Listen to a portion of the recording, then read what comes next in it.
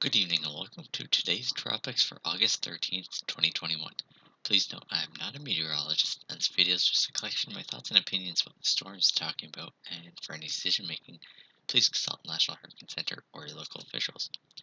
So today I'm looking at Tropical Depression Fred, which is currently somewhere over Cuba or in that general area, and Tropical Depression 7, which is currently east of the Lesser Antilles. So let's take a look at Tropical Depression Fred first. Well, it's kind of a mess. The National Hurricane Center says it's over Cuba, but it doesn't seem there's too well defined a low in here. It might just be one large kind of almost area of spin rather than a large, or rather than a well defined smaller local center. There is some decent easterly flow here at the low levels north of Cuba, but the flow is relatively weak around here down south of Cuba, so it seems that there is at least an elongated area of vorticity. It's kind of draped over Cuba right now, and that might make things kind of complicated in the next little while. Maybe we could see some kind the track kind of jerk around depending on what happens and where it tries to reorganize down the road. You can also see that it's still getting sheared. There's that upper trough just west of Florida here, and that's digging down, causing some southwesterly winds generally where Fred is. That is keeping it sheared and uh, not really helping it uh, really organize at all. It's already disorganized enough, but uh, uh, it's not really doing a whole lot because it is sheared and it's just generally disorganized right now. One of the things actually that this large area of vorticity implies is, as it travels west northwest along with that flow, you're also going to have this area itself kind of spin around. So you're going to see its organization slowly change to from being like east-west or something to more east or northeast to southwest or something. And the GFS model actually shows that quite well. This is about 24 hours from when I'm recording. This is tomorrow evening, and at this point, it's kind of moved off of Cuba, generally west northwestward, and you can see that its orientation has changed from being kind of east-west from to being somewhere between northeast southwest and east northeast and west southwest. But you see, it's kind of gained a tilt, and this means that this area is probably slightly favored to kind of close off and become a new vortex because it has more Coriolis force, but at the same time, it's also favored because of the general conditions around here. The GFS kind of gets this pinprick of vorticity going, which forms like a new kind of more organized tropical cyclone due to some convection. You can see that that area is actually favored for some convection because as the upper anticyclone that's currently located over the Bahamas here starts to amplify a little, you're going to see between the upper trough and the upper ridge here, there's kind of a almost streak sort of thing going on over Florida. And that means you might have some shear, but there's also a lot of upper level divergence. And that's good for rising air and some convection to get going. And so, indeed, that's what the GFS kind of does, and makes this area very dominant, and eventually spins it up into something that more resembles an actual organized tropical cyclone rather than almost a sort of gyre-like sort of thing. Uh, it does keep it kind of sheared on the western side of the anticyclone. You can see southwesterly winds aloft, and as it travels increasingly more northward rather than westward, that might cancel out the kind of part of the wind that's moving to the north, but it'll probably at least have some westerly shear, and you can see this on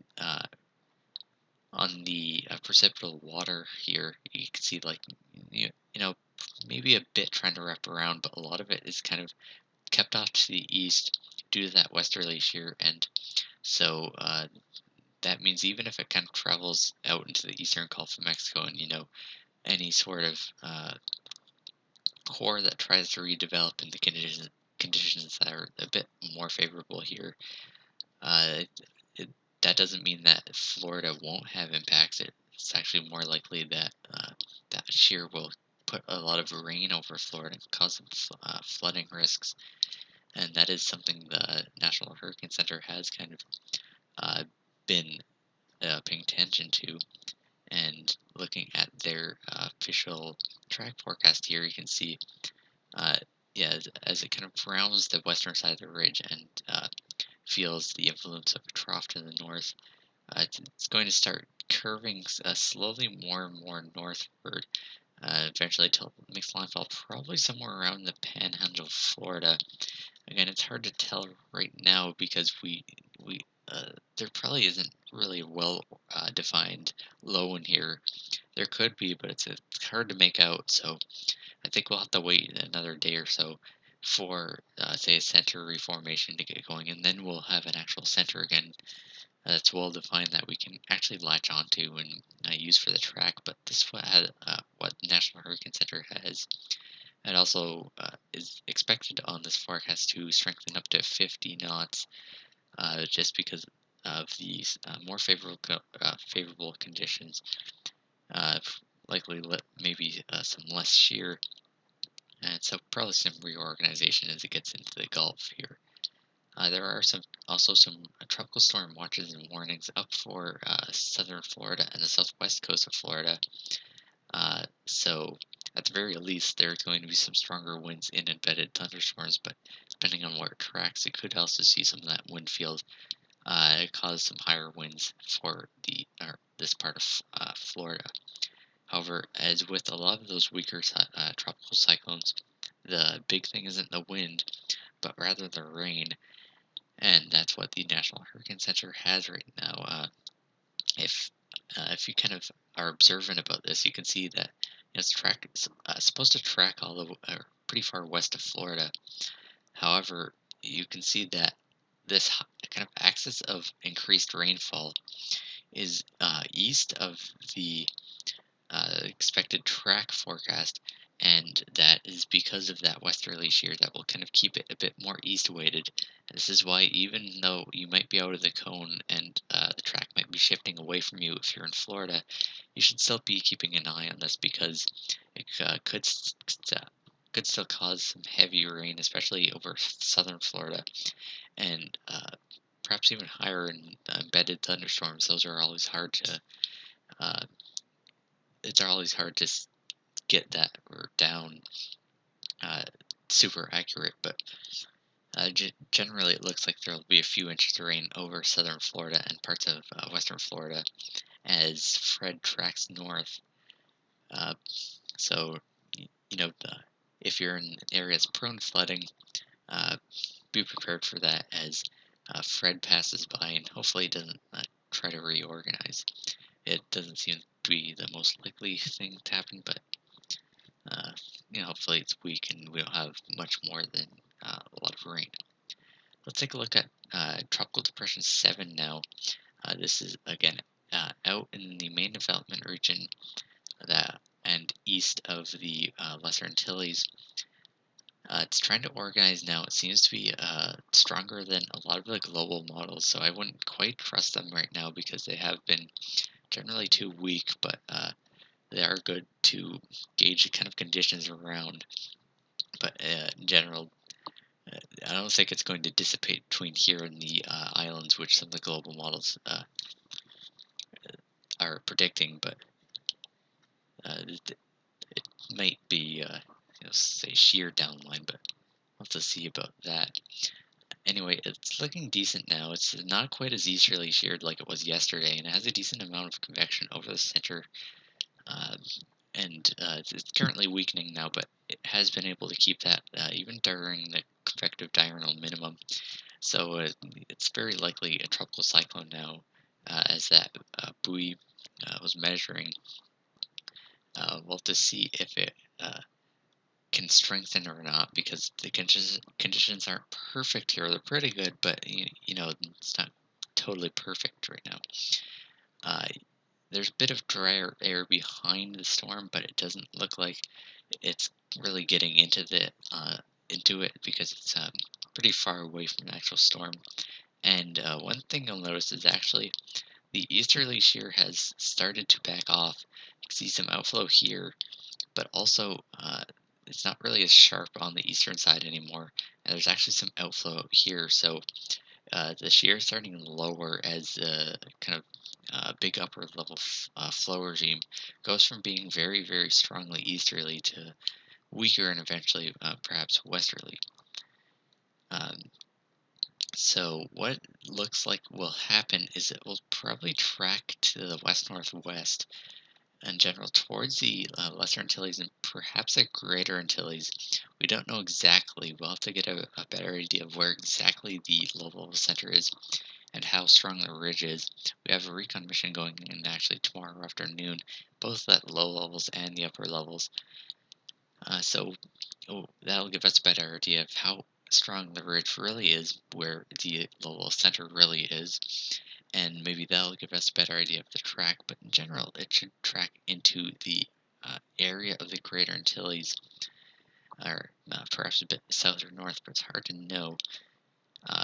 That upper level ridge that's over Florida here and uh, and that's around tropical depression Fred. That will be parting some northerly flow aloft here, and then you also have the upper level anticyclone developing around uh, TD7, and which is being brought along by the easterly flow aloft at the low latitudes. Uh, So you'll have that kind of ridge and that part of the flow right here. And between that, you'll have the Tut cell really, really start to sharpen between these two ridges. And it seems that this ridge will overpower the one coming from the tropics. And so that means TD7 could track out of that area of more favorable shear and start to get sheared by the Tut cell. So unless it's really strong, you can get, and this ridge is more powerful as a result of its outflow. It seems that in this area, it will likely be sheared uh, because conditions aloft north of the Caribbean really aren't that favorable. There's also a chance that it goes further south, but it seems unless it goes way south of forecast or something, it's going to interact with the mountains of the Greater Antilles, and that itself should keep it weak. So it doesn't seem that unless like it really ramps up in the near term, well, I don't think we're going to see something super strong unless something weird happens, or say this anticyclone is less powerful than modeled. Uh, Whatever happens though, it does seem that a weaker system here would travel probably more to the northwest actually, because the flow is a bit more southeasterly and the actual ridge a bit weaker here. So you'd see a weaker system probably gain more latitude, but if it was able to, or if it's able to get a bit stronger in the next couple of days while it is under favorable conditions, uh, the flow a bit further up in the mid levels is actually east, pretty much out of the east. So that means a stronger storm would probably gain latitude a lot slower. And if it was, say, in this general location, you might have a weaker system travel north of the islands, although it would get sheared. And then you'd have a stronger system probably tracking the Greater Antilles. Of course, we don't know exactly where it will be, but it seems that the stronger it is, the less poleward it will move.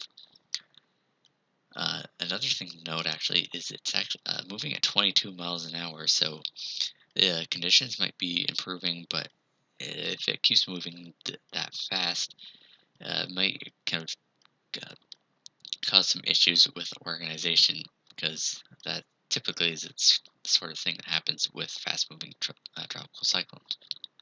Looking at the track forecast from the NHC, it kind of has it clipping the um, northeastern Caribbean as it kind of travels west or west northwest, eventually curving more to the north. But you see goes over a lot of the Greater Antilles, especially Hispaniola, which was impacted by Fred just a couple days ago. Uh, so, alongside the tropical storm force winds that are possible, as it's likely to strengthen in the next couple of days, and which is the basis for some tropical storm watches and warnings for the extreme northern part of the Lesser Antilles and Puerto Rico and the Virgin Islands. Another thing that is likely, especially if it remains disorganized, is heavy rain as it passes these areas, uh, along with some of the upslope flow too, if it starts interacting with the mountains. So, alongside with the wind, it seems that heavy rainfall and flooding could be an issue for wherever Tropical Depression 7 impacts, and could impact Hispaniola, even though it's just been impacted a few days ago by Fred. Hopefully, though, tomorrow gives us a better idea of how the structure is getting going and where exactly it'll track. So hopefully tomorrow we have a better idea of things in general. Uh, Otherwise, the Atlantic's pretty quiet for the time being. If you have any questions or comments about my video, please let me know. Thanks for watching.